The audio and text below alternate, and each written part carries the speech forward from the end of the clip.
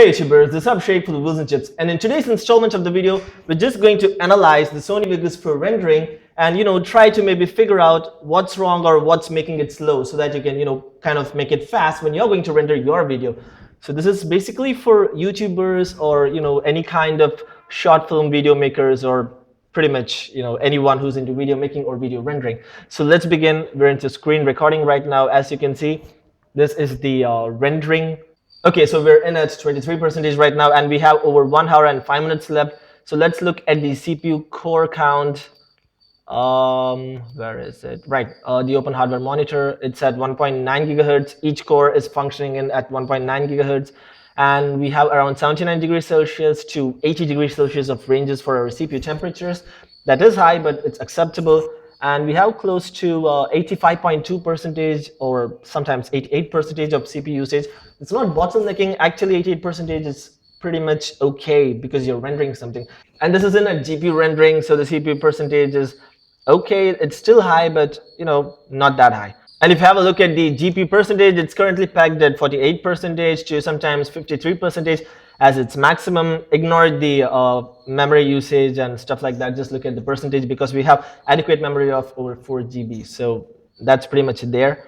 Anyways, if you have a look at this overall metrics, you can identify that neither the CPU nor the GPU is actually bottlenecking this current rendering process, because 80% of CPU usage is not exactly bottlenecking. If you have 100% CPU usage and 100% GPU usage, that's going to be a bottleneck. Either the CPU is your bottleneck or your GPU is your bottleneck. I mean, one of these is going to hinder your rendering process, and that's why your rendering is actually slow. I mean, it's just a 16 minutes clip and it's taking 1 hour. That's like, how do I put this, 5 times the time to render the video. It shouldn't be there because we're rocking an i7 4720 HQ. That's freaking powerful to handle these kind of rendering tasks. For God's sake, I even have this hologram kind of Tony Stark videos rendered with this rig. I'll just leave a link somewhere or probably a video link on the screen or in the description so you can have a look at that as well. It's pretty cool, pretty dope.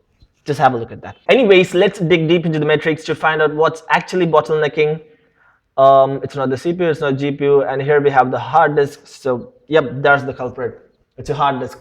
It's pegged in at 99.9%. That's at the brink of it. It's a 5400 RPM drive. I'm not going to tell you that I'm going to replace it right now and show you how awesome it is, but to an extent, you can yourself identify it and say that what is bottlenecking your video. For example, CPU is close to 80%, no bottleneck. GPU is close to 50%, definitely no bottleneck, and CUDA is enabled in this particular rendering, so GPU is being utilized. That's why it's at 50%.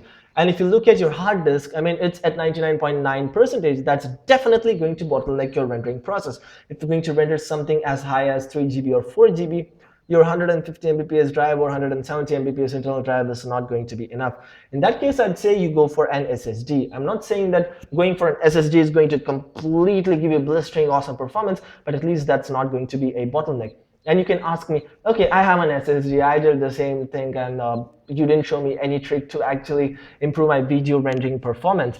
But no, I did. So all you'll have to do is just install the open hardware monitor or the CPU monitor or CPU-Z or something else that's going to monitor and give you a metrics like this. So if you can do that, you can figure out if the bottleneck is in your CPU, GPU, or hard disk, or if it's in your heatsink or something else. That's why your CPU is probably overheating. So these are probably going to help you figure out what the bottleneck is. So that's pretty much the point of this video. If you like this video, please do give us a like, and if you love this video, please do subscribe. That inspires us a ton to make new content.